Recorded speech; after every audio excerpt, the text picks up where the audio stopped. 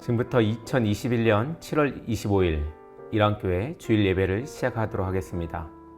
우리 다 함께 조용한 기도로 나아가시겠습니다.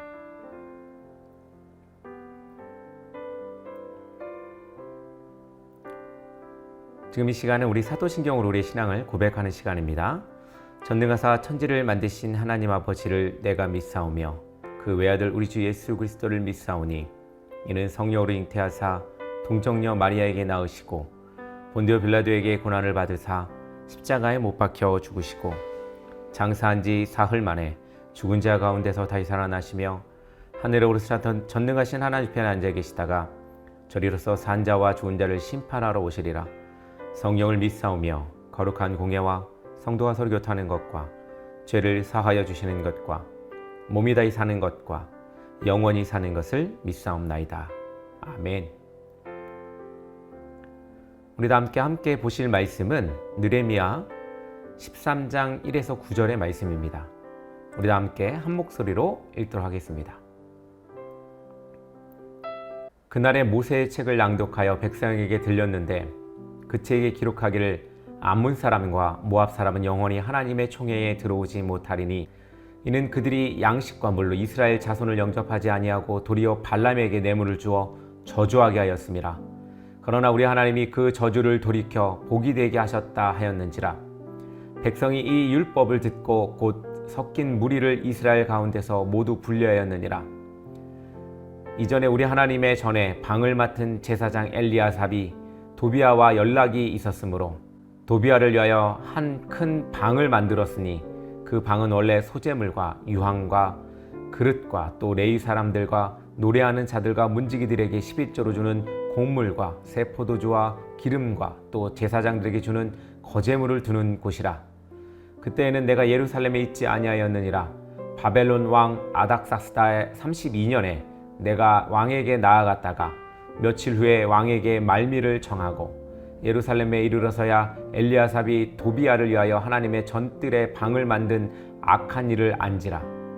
내가 심히 근심하여 도비아의 세간을 그 방 밖으로 다 내어 던지고. 할렐루야, 반갑습니다. 여러분들 한 주간 어떻게 보내시고 계십니까? 요즘 폭염 때문에 너무나 힘드시죠? 열대야 때문에도 잠도 못 주무시고 또 그러실 텐데 여러분들 힘내시길 바랍니다. 이 더운 날 어떻게 시원하게 보내야 될지 참 막막합니다. 그렇지만 여러분들 다 그래도 살아갈 수 있으니 열심히 한번 우리 살아보기를 간절히 소망합니다. 오늘은 특별히 이 온라인 예배로 드리지만 기존의 영상 예배였다면 오늘은 음성 예배로 한번 드려보려고 합니다. 라디오 듣는다 생각하시고 편하게 말씀 들으셨으면 좋겠습니다. 오늘은 느헤미야 13장 1에서 9절의 말씀을 가지고 개혁을 도전하라 라는 제목으로 말씀을 전하려고 합니다. 느헤미야는 바벨론 포로기의 예루살렘 총독으로 임명을 받고 세 번째 포로기한을 주도했습니다. 그리고 백성과 함께 52일 만에 예루살렘 성벽을 재건하는 기적적인 역사를 성취하였습니다.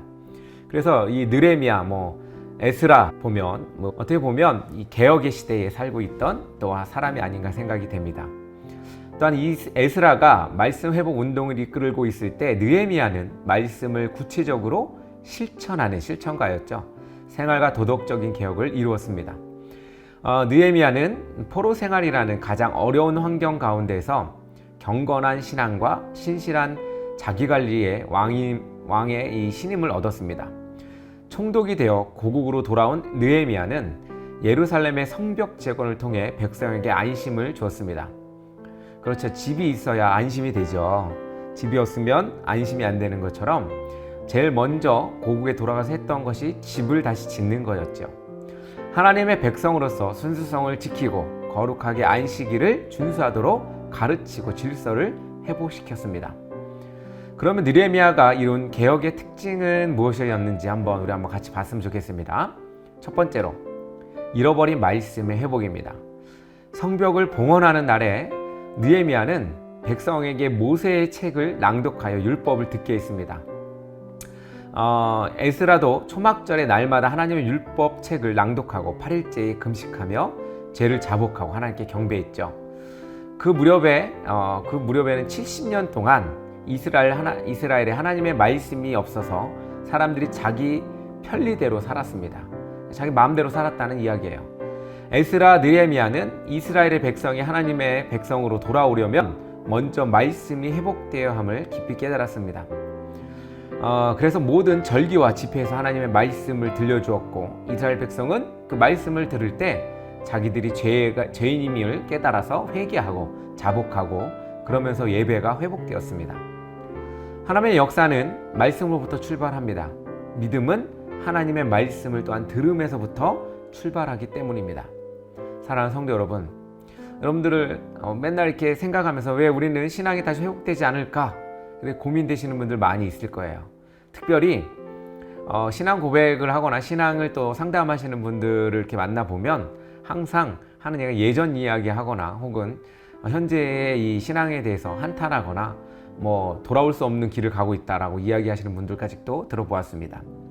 그러나 우리가 회복되고 싶은 마음은 있지만 회복되지 않는 이유는 바로 말씀으로 시작하지 않기 때문에 그렇습니다. 말씀을 보는 순간 우리는 마음이 뜨거워질 것입니다. 하나님께서 우리에게 처음 주셨던 그 말씀 다시 한번 되새기면서 여러분들 신앙이 회복되기를 간절히 소망합니다. 두 번째로 신앙 공동체의 회복입니다. 이스라엘 백성이 암몬 사람과 모압 사람은 이스라엘 여호와의 총회에 들어오지 못하리니 라고 신명기 23장 5절에서 이야기하고 있습니다.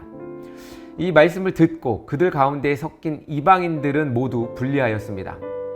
이것은 이스라엘의 영적 순결을 위해 내리신 특별한 명령이기 때문입니다. 암몬과 모압은 이스라엘을 형제로 영접하지 않고 오히려 그들을 저주하였던 민족이죠. 하나님께서는 혈육의 관계를 깨트리고 하나님과의 관계를 무시하는 자들과 함께하지 말라고 엄히 명령하셨습니다. 왜냐하면 그들은 결국 신앙 공동체를 허물기 때문에 그렇습니다. 아이성 전투 아시죠? 아이성 전투에서 한 사람 아간이 이스라엘 공동체를 괴롭게 했습니다. 신앙 공동체는 믿음의 사람, 하나님을 경외하고 순종하는 사람들이 모여서 더욱 견고하게 세워집니다. 한 사람이 영적 순결이 유지될 때 신앙 공동체는 살아납니다. 나 하나쯤이야. 우리 공동체 생각하면 나 하나쯤이야 라는 생각들 때문에 여러 사람들을 힘들게 하죠. 여러분들 여행 한번 가보셨을 겁니다. 저도 여행을 참 좋아하는데 특별히 이 단체 여행 이렇게 가게 되면 한 사람이 꽤 힘들게 합니다. 저는 그 한 사람이 되기도 했고 또 한 사람 때문에 힘들기도 해보았습니다. 여러분들 이렇습니다. 우리 신앙 공동체에서는 특별히 우리 전체를 생각해야 합니다. 이게 어째 단체주의, 전체주의일 수 있겠지만 그것보다도 더 앞서야 되는 것이 바로 이 신앙 공동체에서의 어떤 이 성숙함이 바로 한 사람 한 사람에게 있어야 되지 않나. 그래야 전체가 함께 그 성숙해 나가는 길을 갈 수 있지 않을까라는 생각을 해봅니다. 그러므로 여러분, 우리가 힘들게 하는 한 사람이 되지 않도록 또 노력하시고 더욱이 신앙 공동체를 생각하며 공동체를 위해서 여러분들 힘쓰시기를 간절히 소망합니다. 세 번째로 예루살렘 성전의 회복입니다. 느헤미야가 바벨론 왕 아닥사스다에게 다녀오는 그 기간 동안 제사장 엘리아삽은 이방인 도비아에게 하나님의 성전 뜰에 방을 만들어 거하도록 했습니다. 어떻게 보면 아부이거나 혹은 배려이거나 혹은 여러 가지 배려일 수 있겠죠. 하나님의 성전에 이방인들을 들인 것은 악한 일이었습니다. 느헤미야는 근심하며 그 방에서 도비아의 세간을 내던졌습니다. 때리지 않은 것만으로도 다행이죠. 원래의 용도대로 방을 사용하여 제사가 회복되게 했습니다. 잘못된 것이 채워져 있었고 그것을 밖으로 내던졌고 다시 원래 사용하던 처소대로 사용하게 되었다는 겁니다. 성도는 하나님의 성전입니다. 우리 안에 하나님이 아닌 다른 불순한 것들이 자리 잡고 있다면 빨리 우리 안에 있는 방을 정리해야 되지 않을까요? 예수님도 성전을 청결하게 하시고 내 집은 기도하는 집이라 이렇게 이야기하시며 이 강도의 소굴을 만들었도다 라며 화를 냈던 적이 있습니다. 우리가 거룩하게 살기 위해서는 죄의 습관과 단절하고 부단한 노력을 해야 합니다. 성전 회복은 신앙의 회복입니다. 그러므로 사랑하는 성도 여러분, 우리 안에 무엇이 들어가 있습니까? 원래 들어가 있어야 했던 것들이 아닌 다른 것이 들어있다면 우리 여러분 모두 그것을 밖으로 내던지시기 바랍니다. 잘못된 생각, 잘못된 방법, 잘못된 가치가 여러분들을 하나님과 가깝지 못하도록 멀리 만드는 원인이 된다면 여러분들 그것을 과감하게 내어 던지시기 바랍니다. 우리의 신앙 회복은 바로 우리가 도전할 때 이루어질 수가 있습니다. 우리가 잘못된 것을 알았다면 그것에 대해서 우리는 과감하게 도전해야 합니다. 그것이 그냥 시간이 흐르면 되겠지, 그냥 눈 감고 지나가면 되겠지, 그렇다고 해서 해결되지 않는다는 거예요. 우리의 신앙은 도전하고 우리가 그것을 다시 한번 개혁하려는 의지에 있습니다. 그래야만 우리가 신앙을 회복할 수가 있는 것입니다. 사랑하는 성도 여러분, 지금이 바로 그 시작의 때입니다. 내 안에 그리스도의 방이 잘못된 것들로 채워져 있다면 이제는 그것을 내어 버리시고 이제 여러분들 예수 그리스도로 우리 온전히 채워지는 방이 되기를 간절히 소망합니다. 혹 그 방 안에 다른 무엇이 아닌 내가 들어가 있어도 문제가 됩니다. 내가 아닌 예수 그리스도의 방엔 예수 그리스도가 있어야 합니다. 우리가 성결하려면 하나님의 말씀에 따라 악하고 잘못된 습관을 과감하게 끊어내는 결단이 필요합니다. 예수님의 산상수훈에서 죄 짓는 수단과 유혹거리를 가차없이 잘라내라고 하셨습니다. 우리가 바로 성전입니다. 여러분들이 바로 예배의 터전이고 여러분들이 바로 하나님의 전입니다. 하나님의 말씀 위에 우리의 신앙이 세워지도록 부단한 노력과 개혁이 여러분들을 거룩한 성전으로 세워지게 할 것입니다. 그러므로 사랑하는 성도 여러분, 여러분들이 바로 거룩한 성전입니다. 그것을 잊지 마시고 오늘 하루를 살아가는 여러분 되기를 간절히 소망합니다. 함께 기도하겠습니다.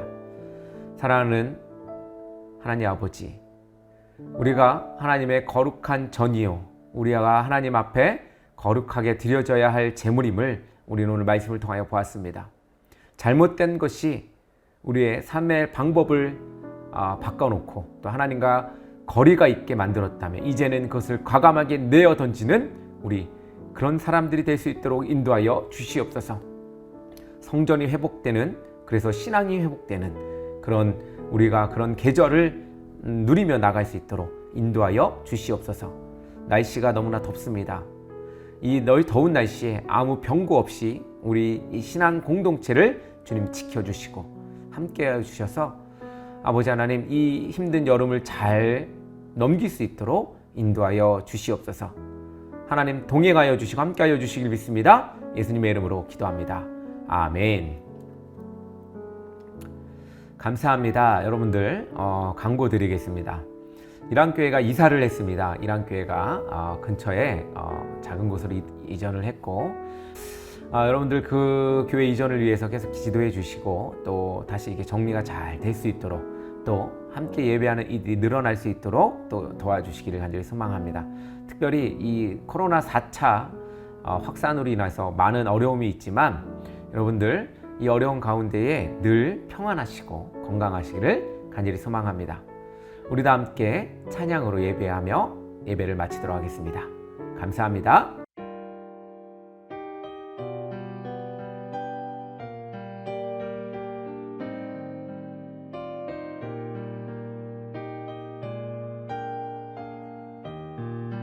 예수님의 은혜와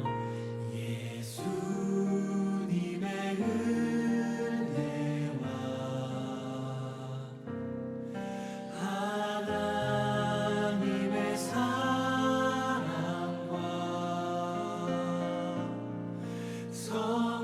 성령님의 사귐이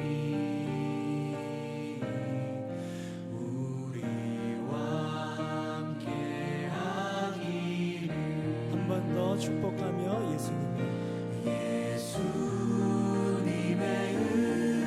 은혜와 하나님의 사랑과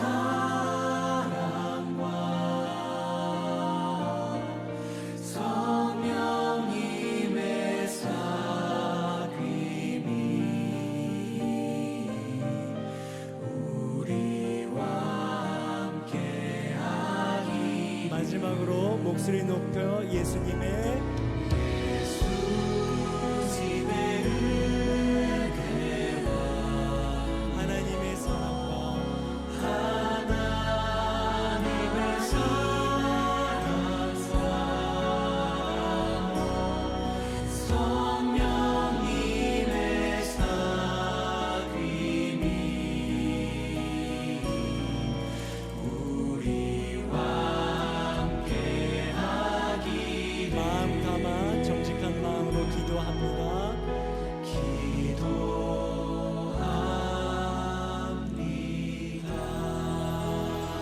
우리 서로를 향해서 격려하시고 박수하시고 또 우리를 이끌어 주실 주님께 감사의 박수 올려